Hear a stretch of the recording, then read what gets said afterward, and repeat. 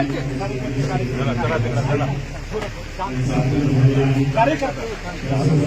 आदरणीय साहेबांनी या ठिकाणी निवेदन स्वीकारून आपली भूमिका या ठिकाणी मांडायला पाहिजे होती. त्यांनी मराठा समाजाचा या ठिकाणी अवमान केलेला आहे. त्यांनी एकटाही शब्द या ठिकाणी बोलला पाहिजे होता. मराठा समाज ओबीसीत गेला पाहिजे का नाही हे भूमिका त्यांनी का मांडली नाही, ते यावर का उत्तर दिलं नाही. मी अगोदर समाजाचा आहे, पक्ष आणि यात मी जातीला निवडलाय. मी फक्त मराठा समाजाचा आहे आणि मराठा समाजाच्या आरक्षणासाठी बोलतोय.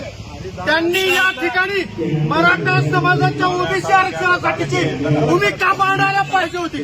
ते या ठिकाणी का बोलले नाही. आम्ही जयंत पाटील आणि राष्ट्रवादी काँग्रेस पक्षाचा या ठिकाणी जाहीर